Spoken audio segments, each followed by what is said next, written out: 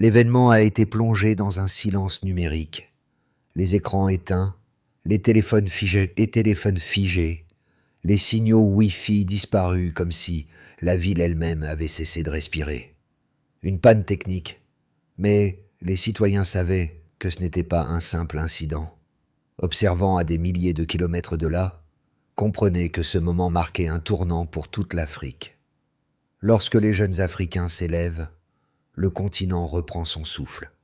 C'est une question de dignité et de justice pour les jeunes, a-t-il dit, est la véritable richesse de l'Afrique. Cet événement a marqué un moment crucial, un silence qui, imposé à l'événement, n'était que le prélude à une rébellion qui allait résonner dans tout le Sahel. Comme une coupure d'Internet de quelques minutes à l'événement a rapidement pris une ampleur bien plus grande. Ce n'était pas simplement une tentative de censurer les informations, mais un acte symbolique, un défi direct lancé à la jeunesse du continent. L'événement, jadis perçu comme le modèle de stabilité de l'Afrique de l'Est, se retrouvait à un carrefour. Assis à Ouagadougou, observait le chaos naissant avec une conviction profonde. C'est une question de dignité et de justice pour les jeunes, et la véritable richesse de l'Afrique, avait-il dit. Et ces mots prenaient tout leur sens ce soir-là. Déjà frustrés par des décennies de régimes répressifs, se levaient, prêts à risquer tout pour leur liberté et pour l'avenir de leur pays. Mais la question qui se posait alors était celle de l'ampleur du changement. L'événement pourrait-elle survivre à la transition sans perdre son âme? Les paris étaient hauts. Ce n'était plus une simple protestation, mais un mouvement en marche, avec des enjeux de vie ou de mort pour toute une génération. Lorsque l'Internet a été coupé à l'événement, personne ne s'attendait à ce que cet acte anodin au départ déclenche une série d'événements qui secoueraient non seulement la Tanzanie, mais aussi tout le continent africain. Pendant que la ville se noyait dans l'obscurité numérique, une autre réalité émergeait. Déconnectés des réseaux sociaux mais connectés entre eux par leur colère commune, se sont organisés dans les rues. Des pancartes et des chants ont envahi les rues de l'événement, tandis que la tension montait. L'événement criait. Cela symbolise l'unité des jeunes Africains. Un cri de guerre, symbolisant l'unité des jeunes Africains dans leur lutte pour la liberté. Mais à des milliers de kilomètres, le jeune président du Burkina Faso regardait la scène avec un regard empreint de sagesse. Lui aussi avait vu son pays se transformer sous la pression de la jeunesse, mais il savait que ce n'était pas simplement un combat pour la vérité. C'était un combat pour la dignité, pour un avenir où l'Afrique pourrait enfin se libérer des chaînes du silence et de la répression.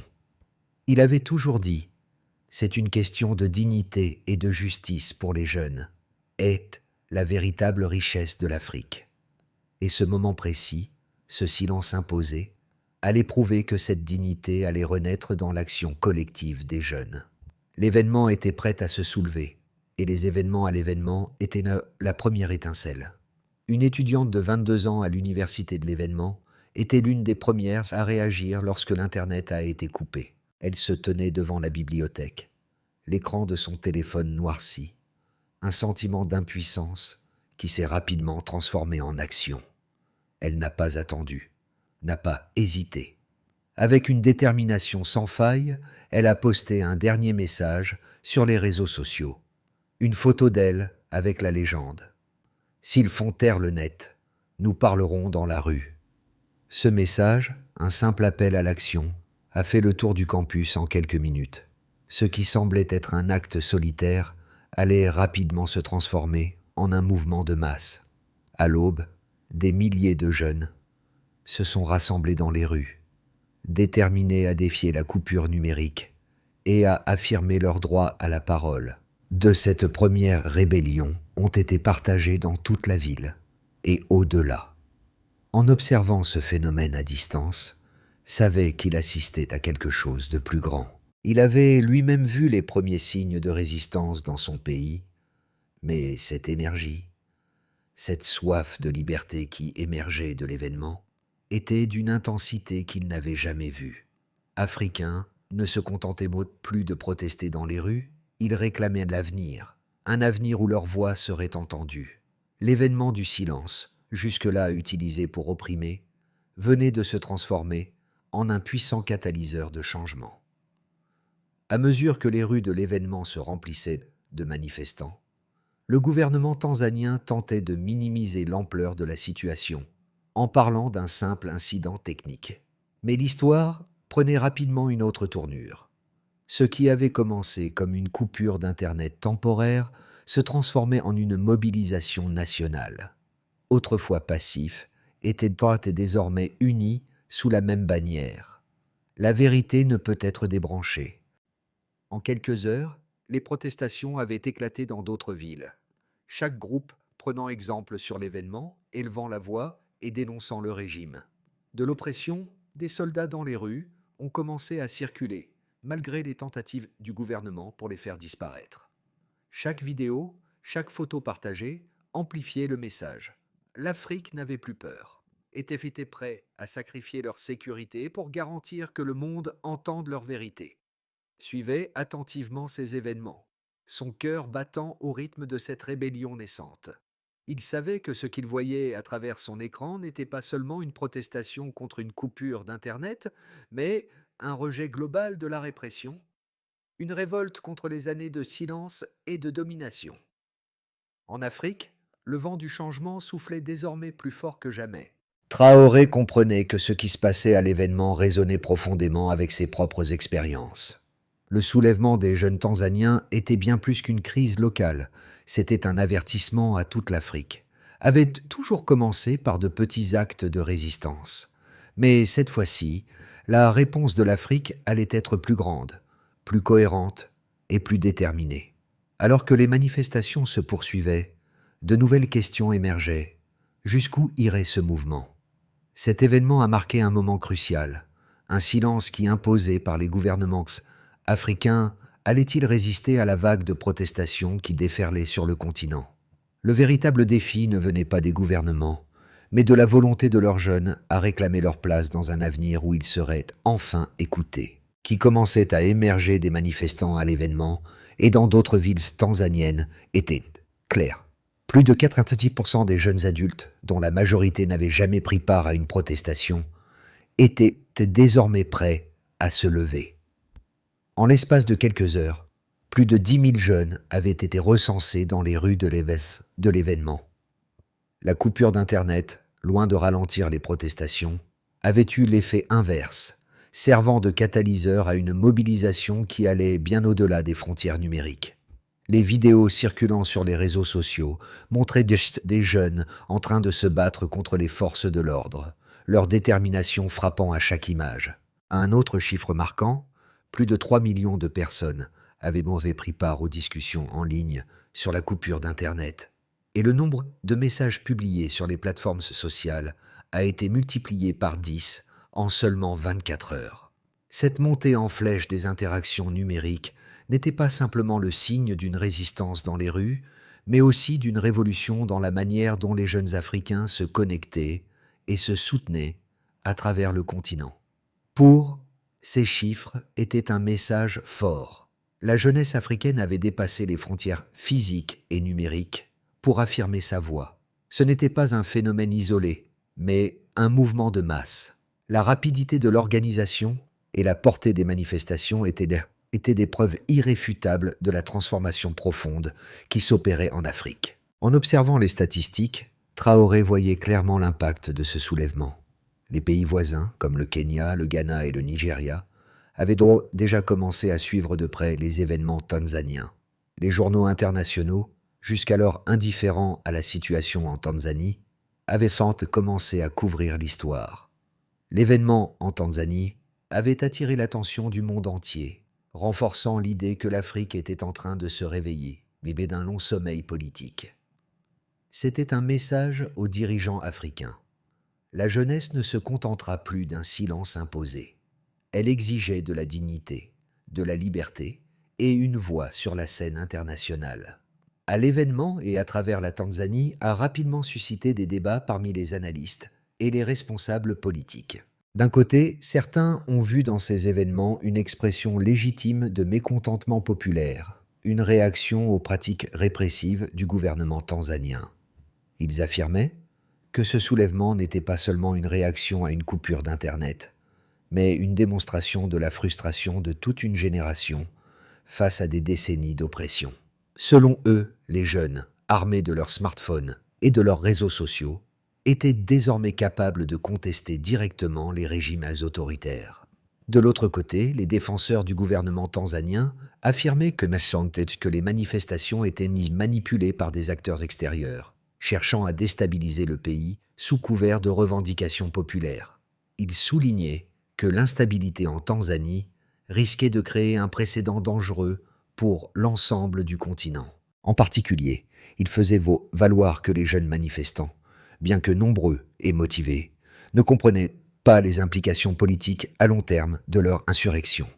Les autorités tanzaniennes, selon cette vision, avaient raison d'imposer le contrôle et l'ordre pour éviter le chaos, en particulier à un moment où le pays était en train de se moderniser économiquement et politiquement. Les deux points de vue étaient clairs et soutenus par des arguments solides. Cependant, la véritable question était de savoir si la Tanzanie, et par extension l'Afrique, pouvait encore ignorer les aspirations profondes de sa jeunesse. En observant ces débats, savait que ce qui se jouait à l'événement ne se limitait pas à une simple confrontation entre un gouvernement et des manifestants. C'était une question fondamentale. La jeunesse africaine accepterait-elle encore longtemps d'être exclue des décisions qui façonnent son avenir?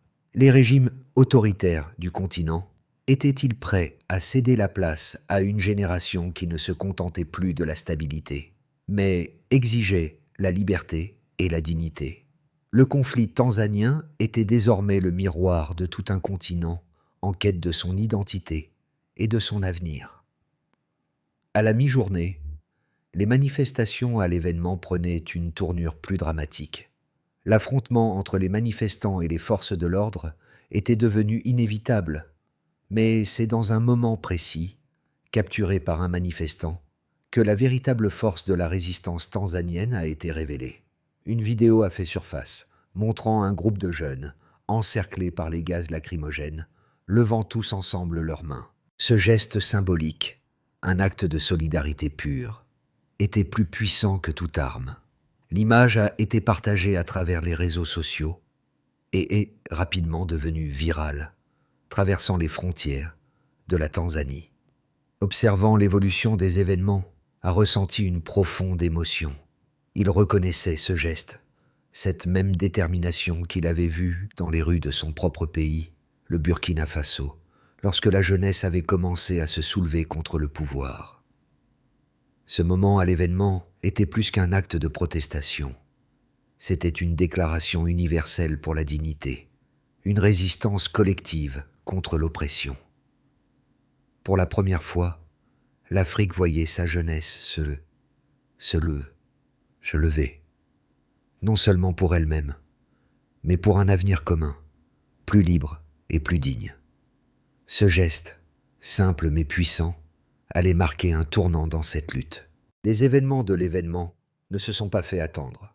Alors que la répression militaire se renforçait, la solidarité des jeunes Africains se consolidait également. À l'événement, la situation devenait de plus en plus tendue. Sur la défensive, commençait à perdre le contrôle des rues. Les arrestations massives des manifestants n'avaient fait qu'ajouter de l'huile sur le feu, alimentant une colère qui se propageait dans tout le pays. De violences policières circulaient à une vitesse fulgurante, mettant en lumière la brutalité de la répression. Mais ce que le gouvernement n'avait pas anticipé, c'était l'ampleur de la solidarité internationale qui allait se déclencher. Des groupes de jeunes d'autres pays africains, inspirés par les manifestations en Tanzanie, ont commencé à organiser leurs propres actions. L'événement tanzanien était désormais un symbole de résistance à travers l'Afrique. Des manifestations ont éclaté au Kenya, en Ouganda et au Nigeria, et des messages de soutien sont arrivés de partout. Entre les jeunes Africains se concrétisaient dans des actions concrètes, la diffusion de messages sur les réseaux sociaux, la collecte de fonds pour les manifestants arrêtés, et même des marches organisées devant les ambassades tanzaniennes à l'étranger. En observant cette montée en puissance, savaient que l'Afrique était en train de changer. Les gouvernements, même les plus autoritaires, ne pouvaient plus ignorer la voix de la jeunesse. Ce soulèvement n'était plus local, il était devenu continental. Cet événement a marqué un moment crucial. Un silence qui, imposé par les régimes répressifs, se fissurait, et ce n'était que le début. Mais au-delà de l'aspect politique, ce soulèvement avait aussi des répercussions économiques. L'instabilité croissante avait commencé à affecter l'économie tanzanienne. Les investissements étrangers commençaient à se retirer, les réservations touristiques chutaient et la monnaie nationale perdait de la valeur. Les entreprises, préoccupées par la sécurité et l'incertitude croissante, réévaluaient leurs projets. Cependant, pour les jeunes Tanzaniens, ces répercussions économiques n'étaient pas que des conséquences secondaires. Ce qu'ils réclamaient avant tout, c'était un avenir où leur voix serait enfin entendue, où leur dignité serait respectée. Pour la première fois depuis des décennies, un véritable mouvement de masse s'était levé contre le pouvoir. Le combat des jeunes Tanzaniens était devenu celui de toute une génération à travers le continent. Dans les 6 à 12 mois à venir, l'Afrique entière observait attentivement l'évolution de la situation en Tanzanie. 3 scénarios se dessinaient, chacun avec des implications profondes pour l'avenir de la région. Le premier scénario, celui de la réconciliation et des réformes, serait le plus favorable. Sous la pression croissante des manifestations et des soutiens internationaux, le gouvernement tanzanien pourrait être contraint d'entamer des négociations sérieuses avec les jeunes leaders. Un processus de transition politique pourrait être mis en place, marquant la fin de la répression systématique et l'introduction de réformes démocratiques. Ce scénario impliquerait la levée des restrictions sur Internet, la libération des prisonniers politiques et un dialogue ouvert sur les droits de l'homme. L'événement, avec la pression des jeunes, deviendrait un modèle de transition pacifique pour le reste de l'Afrique. Mais ce scénario restait incertain. Le deuxième scénario, plus probable, serait celui d'un statu quo fragile. Bien que le gouvernement tanzanien serait contraint de faire quelques concessions, il ne céderait pas complètement. Le régime pourrait rester en place, mais avec une surveillance plus stricte des protestations et une répression plus ciblée, continuerait à manifester, mais sans obtenir des changements radicaux. Dans ce cas, le pays entrerait dans une phase de guerre d'usure, où les manifestations ne feraient que s'intensifier, mais sans aboutir à un véritable renversement du pouvoir. Le troisième scénario, celui d'une escalade violente, serait le plus tragique. Si le gouvernement persévérait dans sa répression et refusait toute négociation, les manifestations pourraient se transformer en un conflit à grande échelle. Weda, confronté à la brutalité des forces de l'ordre, pourrait chercher du soutien extérieur, et la situation pourrait déstabiliser non seulement la Tanzanie, mais aussi les pays voisins. Ce scénario serait particulièrement dangereux pour la stabilité de l'Afrique de l'Est, une région déjà fragile politiquement. Le résultat de ce soulèvement ne dépendrait pas seulement de la Tanzanie, mais de l'ensemble de la communauté internationale, qui pourrait soit soutenir la répression, soit accompagner le pays vers un avenir plus démocratique. Savait qu'il s'agissait d'un moment critique pour l'Afrique. La direction que prendrait la Tanzanie pourrait bien déterminer la voie à suivre pour tout le continent dans les années à venir. L'événement en Tanzanie n'avait pas seulement captivé l'attention des citoyens tanzaniens, mais aussi celle de millions d'Africains. Ce soulèvement, au-delà de ses implications politiques immédiates, était devenu un miroir pour les jeunes à travers tout le continent. À Nairobi, à Accra, à Lagos, à Kigali, les jeunes voyaient dans cette révolte une occasion de se battre pour leur propre avenir. Pour la première fois, les jeunes Africains comprenaient qu'ils n'étaient pas seuls. Entre les jeunes des différentes nations africaines se développait à un rythme vertigineux. L'événement tanzanien avait allumé une étincelle dans des millions de cœurs à travers l'Afrique. N'était plus simplement spectateur des événements, mais acteur du changement. Cette dynamique se manifestait dans les rues, sur les réseaux sociaux et dans les espaces de discussion. Les conversations sur la politique, l'avenir de l'Afrique et la place de la jeunesse dans ce futur prenaient de plus en plus de place. En observant l'évolution de ces événements, comprenait qu'une nouvelle génération était en train de se lever, prête à redéfinir l'Afrique. Cette génération ne se contentait plus de tolérer l'injustice ou l'oppression.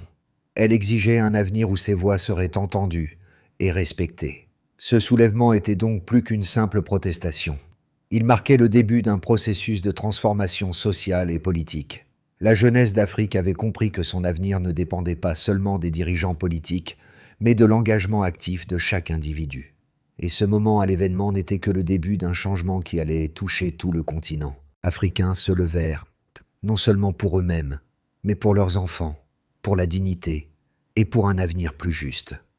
Dans le contexte actuel de la Tanzanie, il est évident que la voie vers un avenir stable et démocratique passe par des réformes profondes, à la fois politiques et sociales. Premièrement, il est impératif de rétablir le dialogue entre le gouvernement et la jeunesse.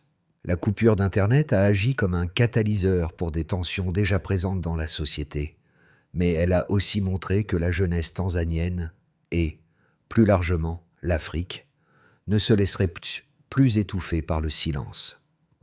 Doit donc ouvrir la voie à un vrai dialogue politique, en garantissant une liberté d'expression, la transparence dans les décisions gouvernementales et un respect réel des droits de l'homme. Ce dialogue pourrait être facilité par des médiateurs internationaux et des institutions régionales comme l'Union africaine, qui ont déjà montré leur engagement en faveur de la stabilité du continent.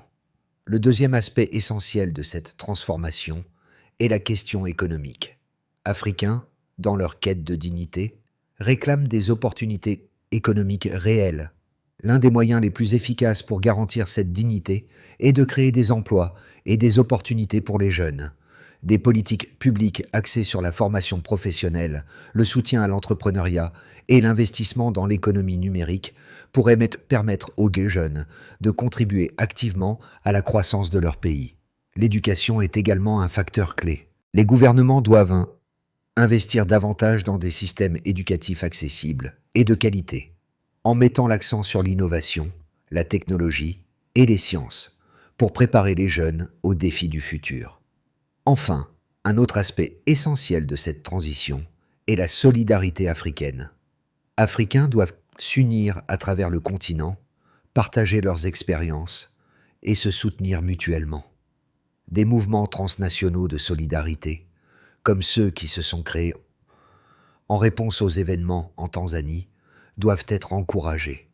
En collaborant avec des pays voisins et avec des partenaires internationaux, les jeunes peuvent renforcer leur voix et s'assurer que leurs revendications ne soient pas ignorées. La route sera difficile, mais l'engagement collectif peut offrir une opportunité réelle de changement, un changement qui ne sera pas seulement politique, mais aussi profond, économique et culturel. Au fil des événements qui ont secoué la Tanzanie, une image persiste dans l'esprit de ceux qui ont été témoins de ce soulèvement, celle de la flamme vacillante dans les rues de l'événement, défiant l'obscurité et la répression. Cette flamme, fragile mais tenace, symbolisait l'esprit de la résistance, l'espoir qui ne pouvait être éteint malgré tous les obstacles. Pour qui avait vu la jeunesse de son propre pays se lever contre l'oppression, cette flamme représentait bien plus qu'une simple manifestation de résistance. Elle incarnait la renaissance de toute une génération africaine, prête à revendiquer son droit à la dignité. À travers cette flamme, les jeunes de Tanzanie et d'ailleurs ont montré au monde qu'ils ne se contenteraient plus de la stabilité imposée par les régimes répressifs. Ils exigeaient la liberté, la justice et le respect de leurs droits. Cette lumière, même dans les moments les plus sombres, était un symbole de l'avenir de l'Afrique. Un avenir où la jeunesse ne resterait plus silencieuse, mais où elle s'élèverait pour définir son propre destin. L'événement de l'événement, allumé par un simple geste de solidarité, est devenu le symbole d'une nouvelle Afrique, une Afrique qui respire à nouveau. Cet événement a marqué un moment crucial, un silence qui n'est plus une option. C'est une question de dignité et de justice pour les jeunes. N'est plus négociable. L'événement a été le théâtre d'une rébellion qui, loin de se limiter à ses frontières, a résonné dans tout le continent africain. Ce n'est pas seulement un appel à la justice pour un pays, mais pour toute une génération. Comme d'autres leaders africains, c'est que ce moment est crucial.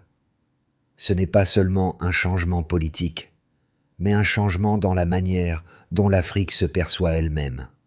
Il est temps que les jeunes prennent la parole, non seulement pour leur avenir, mais pour l'avenir de toute la région. Ce mouvement n'est pas celui d'une poignée de manifestants, mais d'un continent qui se réveille. Si vous croyez en la dignité, en la liberté et en l'égalité, il est temps de vous lever, d'agir et de soutenir ceux qui se battent pour un avenir meilleur. L'Afrique a besoin de vous. Chaque voix compte, chaque action fait la différence. Rejoignez ce mouvement. Soutenez les jeunes qui mènent cette lutte et ensemble, construisons un avenir où la dignité et la liberté seront les bases d'une Afrique nouvelle. Le changement commence ici et maintenant. Il est temps de faire entendre votre voix. Ensemble, nous pouvons faire briller cette flamme de liberté et d'espoir à travers tout le continent.